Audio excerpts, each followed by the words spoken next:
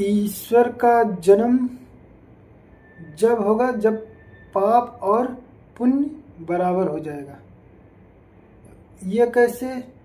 क्या हुआ कि हर लीला में हम लोगों ने ये देखा होगा कि जिसका पाप और पुण्य बराबर रहता है तभी ईश्वर जन्म लेते हैं। अब रावण को ही देख लीजिए, उसका पुण्य और पाप बराबर हो गया था कि मतलब जितना पुण्य कमाया उतना ही पाप कर दिया। मतलब वो ये संसार भ्रम की माया है, शिव की माया है। वो इतना भ्रमित हो गया कि हमने जो पुण्य किया वो सब व्यर्थ है, जबकि पुण्य कभी व्यर्थ नहीं होता। इस कारण वो पाप करता चला गया कि ये सब हम लोगों को मतलब संसार में हमें मूर्ख बनाया जाता है। भगवान पे ही विश्वास खत्म हो गया। पहले भगवान को इतना ज़्यादा माना उसने कि हर तरफ से सिर्फ ईश्वर ही ईश्वर दिखते थे। और फिर उसके बाद वो भ्रमित हो गया तो पाप करने लगा। अब पाप पुण्य में क्या क्या हुआ कि उसको भ्रमित किया गया कि जैसे उसके मामा थे या कुछ भी थे, उनको भ्रमित कर दिए कि मतलब ऐसा करोगे तो ऐसा हो जाएगा, ऐसा करोगे तो ऐसा हो जाएगा। मगर उसमें मतलब संसार की माया जोड़ दी कि स्वार्थ जोड़ दिएगा कि तुम इनको ख़त्म कर दोगे तुम राजा बन जाओगे, ऐसा हो जाएगा वैसा। तो इसमें क्या हुआ कि पहले रावण ने पुण्य ज़्यादा कमा लिया, उसके बाद पाप कर लिया। तब जब दोनों बराबर हो गया तो इसको मतलब संसार की कोई माया खत्म नहीं कर सकती है। तब जाके ईश्वर को जन्म लेना पड़ता है। कलयुग में भी ऐसा ही होगा। जब पाप और पुण्य बराबर हो जाएगा तभी ईश्वर का जन्म होगा। ये समय कैसे आएगा? ये हम इसका आगाज होने लगा है, क्योंकि अब पाप और पुण्य बराबर होने लगे हैं। इसमें क्या है कि इस समय पाप और पुण्य की लीला मतलब घटती बढ़ती है। जो कोई पुण्य करता है तो वो पाप भी कर देता है।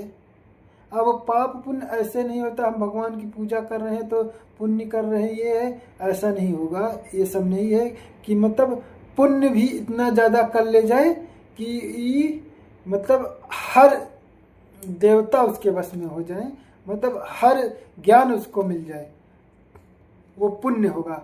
जब समझ लेना बहुत बड़ा ज्ञानी हो गया अपने समाज में, तब समझ लेना कि भगवान का जन्म होने वाला है। जितना बड़ा ज्ञानी हो जाएगा उसको ऐसा माहौल कर दिया जाएगा कि वो पाप करने लगेगा। रावण के साथ भी ऐसा हुआ कि पुण्य इतना ज़्यादा इतना बड़ा ज्ञानी हो गया कि वो उसको हर चीज़ मालूम हो गई। मगर कहते नहीं कि ये संसार है, संसार में ऐसे लोग मिल जाएंगे उसको भ्रमित कर देंगे। तब जाके भगवान उतना जितना पुण्य किया होगा उतना ही पाप करेगा, तब जाके ईश्वर का जन्म होगा। हम लोगों में ऐसा नहीं होगा, क्योंकि हम लोग साधारण आदमी हैं, पुण्य और पाप बराबर कर ही नहीं पाएंगे। जो पुण्य कर रहा है वो पुण्य ही कर पाएगा, जो पाप कर रहा है वो पाप ही कर पाएगा। पुण्य और पाप दोनों नहीं कर पाएगा। जो गलत रास्तों पे होगा वो गलत ही रास्तों पे जाएगा, जो ईश्वर के रास्ते पे होगा वो ईश्वर के रास्ते। अब पाप पुण्य ऐसे बराबर नहीं हो गया कि अगर कोई भगवान को मानने लगा तो उसको बहुत ज़्यादा कष्ट होगा कि ईश्वर है ही नहीं, ये कुछ भी नहीं है, उस भी ये इस तरह भ्रमित करके उसको संसार की मोह माया में डाल दिया जाएगा। और उसके बाद जो पाप करेगा वो तो मतलब पाप करने वाला पाप करता रहेगा, पुण्य कर ही नहीं पाएगा, तो पाप और पुण्य बराबर कहाँ हो पाएगा। तो जो बहुत बड़ा बुद्धिमान होगा, सबसे बड़ा ज्ञानी होगा, उसी से कोई ऐसा शक्ति दे दी जाएगी कि जैसे रावण हर जो राक्षस थे उनको कोई न कोई ब्रह्मा जी से या किसी से शक्ति मिल गई थी कि तुमको कोई कुछ कर ही नहीं सकता। उन्होंने ऐसा वरदान मांग लिया था पुण्य करके कि हम ये शिव की माया नगरी में बहुत बड़े हो गए, जबकि शिव की माया नगरी है, इसमें कहीं कुछ नहीं कर पाएंगे। जो है हम जो सोचेंगे उससे भी अच्छी ईश्वर के पास है।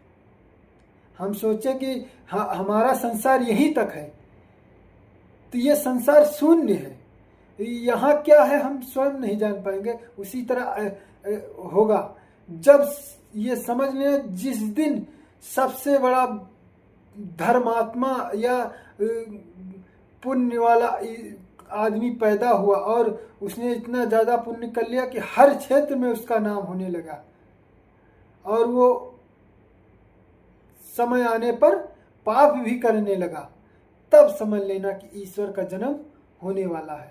और ईश्वर का जन्म ऐसे नहीं होगा। हम तो यही चाहते हैं कि ईश्वर का जन्म ना ही हो, ये पाप पुण्य का पलड़ा बराबर होने ही ना पाए। और ईश्वर ने ऐसी माया रच दी है कि ये बराबर होगा ही नहीं, तो इतनी जल्दी नहीं होगा। जब इसका ईश्वर ने लीला रची है, जब इसका समय पूरा होगा तभी ईश्वर का जन्म होगा। और ईश्वर के जन्म से हमारा कुछ होने वाला नहीं है। ईश्वर क्या है कि हमारी तुम्हारी तरह ही रहेंगे, हम आप नहीं जान पाएंगे। जब भविष्य में उनका अंत होगा तभी हम जान पाए कि ये ईश्वर थे। ईश्वर की लीला को कोई नहीं जान पाएगा। सब हम ये समझ सकते हैं कि अपने पुराने इतिहास से कि जब पाप और पुण्य बराबर होगा तभी ईश्वर का जन्म होगा, और ऐसे नहीं होगा। अब पाप पुण्य इस संसार में इतनी जल्दी बराबर हो ही नहीं पाएगा। अब तो सबसे ज़्यादा कठिन ये हो गया है कि ईश्वर ने ऐसी लीला रच दी है कि आदमी धन के मोह में पागल हो गया है। अब पाप और पुण्य बराबर कर ही नहीं पाएगा, क्योंकि पुण्य करने के लिए धन को छोड़ना पड़ेगा और पाप करने के लिए धन को पकड़ना पड़ेगा। धन ऐसी माया हो गई कि इतनी आसानी से मिल नहीं पाएगा, इसीलिए पाप और पुण्य बराबर हो ही नहीं पाएगा। तो इतनी जल्दी ईश्वर का जन्म नहीं होगा। और हमें यही सोचना चाहिए कि ईश्वर का जन्म होने से हमें क्या मिलेगा। हमारा ईश्वर ऐसे कल्याण करते रहे तभी हमारा कल्याण। ये हम सोचें कि ये मतलब कलयुग का अंत जल्दी हो जाए और हमारा कल्याण हो जाए, तो ऐसा हमें सोचना व्यर्थ है। क्योंकि कलयुग का अंत होगा तो दूसरा युग आएगा, उसमें हमें संघर्ष। हम जिस जीवन में है उसी में खुश रहना सीखें। हम जहाँ हैं उसी में खुश रहना सीखें। ईश्वर की माया है, ईश्वर की माया का आनंद लेते रहें और जीवन यापन करते रहें। और ईश्वर का जन्म हो और जल्दी कलयुग खत्म हो। हमें ऐसे कलयुग खत्म होगा, सतयुग आएगा, उसमें हमें कर्म करना पड़ेगा। तो इसलिए हम व्यर्थ के संघर्ष में जीवन ना गंवाएं। जो जीवन मिला हो, जैसे जीवन मिला है वैसे हम अपना जीवन यापन करते रहें।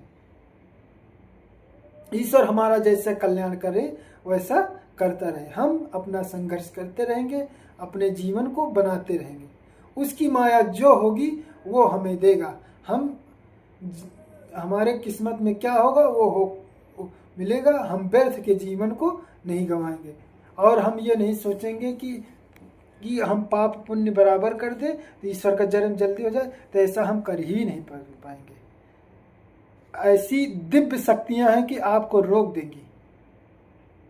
ऐसी सांसारिक माया हो गई है कि रुक जाएगा, कोई नहीं कर पाया। बहुत मतलब जिसको श्राप मिले होगा उसका जब समय आएगा वो जन्म लेगा और पाप पुण्य बराबर करेगा, तब जाके ईश्वर का जन्म हो जाएगा। और ईश्वर का जन्म के लिए हम व्यर्थ अपने जीवन को न गंवाएं। क्योंकि हमने बता दिया, अगर कलयुग खत्म होगा सतयुग आएगा, सतयुग खत्म होगा द्वापर, ये चक्र चलता रहेगा। इसके चक्कर में हम नहीं सोचा कि जल्दी भगवान का जन्म हो, कलयुग खत्म हो जाए। हम इस व्यर्थ के जीवन को ना सोचें। ये संसार बनाया गया है, हमको जीवन मरण के बंधन में रहना पड़ेगा। कलयुग खत्म होगा, सतयुग आएगा, सतयुग खत्म होगा, दोपहर, ये चक्र चलता रहेगा, कभी खत्म नहीं होगा। हमको जो जीवन मिला है, जैसे मिला है उसी में खुश रहना सीखें और ईश्वर से प्रार्थना करते रहे, आपने हमें जो जीवन दिया है वो हमारा जीवन सुखमय होता रहे। आप जैसा चाहें वैसा हमें प्रदान करें। हम नहीं जानते हमारे जीवन को क्या चाहिए, आप जानते हो, इसलिए हमारा जीवन जैसे सुखी रहे वैसे आप हमें प्रदान करें।